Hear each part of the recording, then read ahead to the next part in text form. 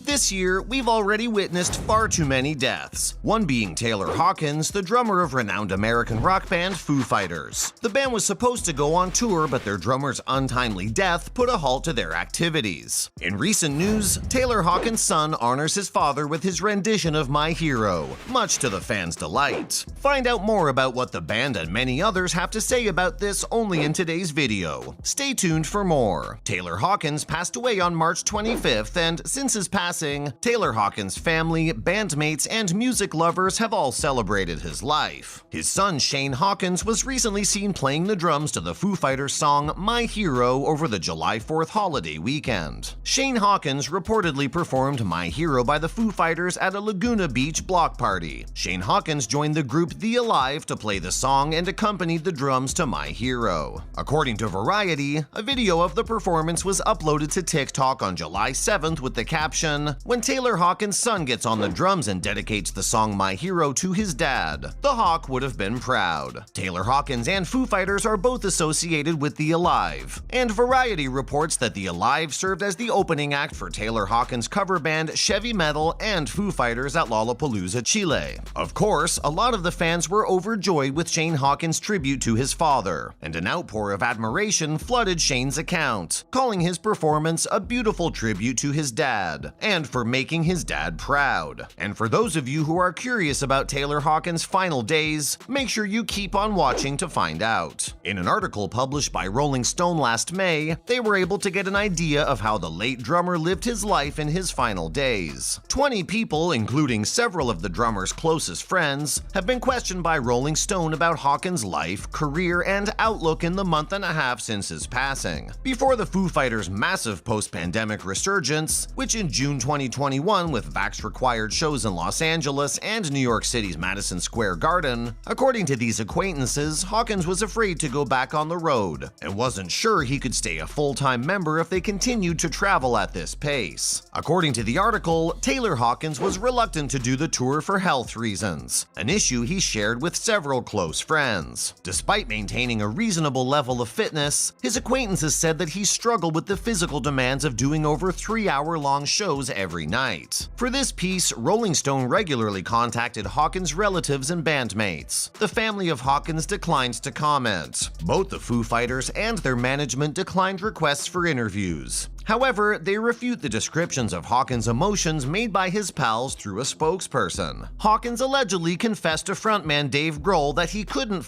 do it anymore, according to Pearl Jam drummer Matt Cameron, a longtime friend of Hawkins who recently released music with him under the name Nighttime Boogie Association. Cameron also believes that Hawkins and Grohl reached a compromise following that, but the touring schedule subsequently became more hectic. Contrary to what Cameron claimed, a representative for Foo Fighters disputes that Hawkins ever brought up these concerns, claiming that Dave and Silva artist management were never the subject of any form of discussion or heart-to-heart meeting. Many of Hawkins' friends kept saying the same thing, that he was tired of the whole game and that he didn't want to do it anymore. But the management also kept insisting that this issue was never brought up by Hawkins. Friends claim that Hawkins and Grohl told the Foo Fighters management that he wanted to scale back, but they think he stayed on tour with them out of loyalty to the group. The unnamed friend adds that Hawkins was under pressure to play more shows and asked Rolling Stone to refer to them as them. The aforementioned friend claims that Hawkins claimed he would just play a few gigs, and they think Hawkins may not have completely understood how many shows he was scheduled to play. Last year, Foo Fighters put on about 40 gigs, and they already had almost 60 more scheduled for 2022. The situation worsened last December when, according to several friends, Hawkins passed out on a plane in Chicago, even though news reports at the time identified him only as a member of the Foo Fighters. Hawkins' friend, Red Hot Chili Peppers drummer Chad Smith, claimed that Hawkins was simply exhausted and collapsed, and that they had to pump him full of IVs and stuffs. Hawkins allegedly informed Smith, "I can't do it like this anymore," following the encounter, adding that he was dehydrated and all kinds of stuff at the time. The band had relocated to Bogota, Colombia after Asunciónico was postponed, where they were scheduled to perform as the opening act on March 25th as part of the Estéreo Picnic Festival. According to his friend, producer Andrew Watt, who had been collaborating collaborating with Hawkins on the upcoming new album from Ozzy Osbourne, Hawkins was in a good mood that day. Watt claimed that Hawkins began emailing him drafts of the music he was working on, and that the last text message the drummer sent him had a song with only drums. The Foo Fighter was staying at Four Seasons when paramedics responded to a call at 7:40 p.m. to assist a guest experiencing chest pain, later identified as Hawkins. When the medical staff finally arrived, they were unable to revive the drummer and he was pronounced dead shortly after. An initial autopsy revealed only unanswered questions. He had marijuana, antidepressants, benzodiazepines, and opioids in his system, according to a urine toxicology study. According to forensic physicians, Hawkins' heart weighed at least 600 grams, which is roughly twice its normal weight, and it could have collapsed without the help of the medications. Any official autopsy findings have not yet been made public. Although Hawkins had previously recovered from a heroin overdose that had put him in a coma more than 2 decades prior, his pals believed that he wasn't taking hard narcotics recreationally at the time of his death. Hawkins' drum technician from 2005 to 2019, Chad Yeti Ward, stated that after Hawkins' overdose, he never wanted Dave to worry about it again. Despite having split from the Foo Fighters due to a conflict with management, Ward and Hawkins remained friends. Hawkins revealed to Kerrang! Last year he replaced his involvement with narcotics with mountain biking. Smith claims that Hawkins started biking less after the event involving the plane to avoid overworking his heart. Hawkins' passing stunned the nation, since he appeared to be so lively on the outside. He has been playing Grohl's opposite in the Foo Fighters since 1997, imitating the former Nirvana stickman's Olympic-level drumming, while establishing himself as a star in his own right, by expertly imitating Freddie Mercury's difficult vocal passages on Queen tunes. Taylor Hawkins' passing has ignited fans and musicians alike to pay tribute to the late drummer's life. And just recently, it's been reported that Taylor Hawkins will star alongside the Beatles drummer Ringo Starr in a new documentary titled Let There Be Drums. Let There Be Drums is being directed by Justin Kreutzmann, the son of the Grateful Dead drummer Bill Kreutzmann, and is scheduled for release in theaters on October 28th. It examines the essential role drumming plays in great bands and how music passes from generation to generation, according to Deadline. It will include one of Hawkins' last interviews before his passing on March 25th in Bogota, Colombia at the age of 50. Along with Starr, it will also feature Stuart Copeland of The Police, Stephen Perkins of Jane's Addiction, Chad Smith, drummer for the Red Hot Chili Peppers, and Matt Sorum, former drummer for Guns N' Roses. The idea for this documentary was given to Kreutzmann in the form of a gift, who said he took on the project to talk to the world's most influential drummers in hopes of better understanding his father and the instrument that defined his life. It started Christmas Day 1977 when I was given a Super 8 film camera. The first home movies I filmed were of my dad on stage at Winterland in San Francisco, Kreutzmann related. They were shot from my perspective, sitting right behind him on the drum riser so he could keep an eye on me during the Grateful Dead's performances. Drums, and the drummers that play them, have been a major component of my entire life. In line with this, Axl Rose recently released a statement in which he paid tribute to Hawkins by dedicating the most recent Guns N' Roses tour. Rose stated that although it's a small tribute and uncomfortable to cope with the seriousness of something like Hawkins' demise, they would like to devote this tour to the late drummer to show their respect. Hawkins said in 2019 that Rose once asked him to join Guns N' Roses after the departure of the founding members, but he declined on the advice of Queen drummer Roger Taylor. And with that, we're wrapping up today's episode about the latest news about Taylor Hawkins. Are you a fan of the late drummer? Which is your favorite performance of his? Let us know in the comments section below. Don't forget to leave a like and subscribe to our channel with the notification bell on, and we'll see you again next time. Thanks for watching.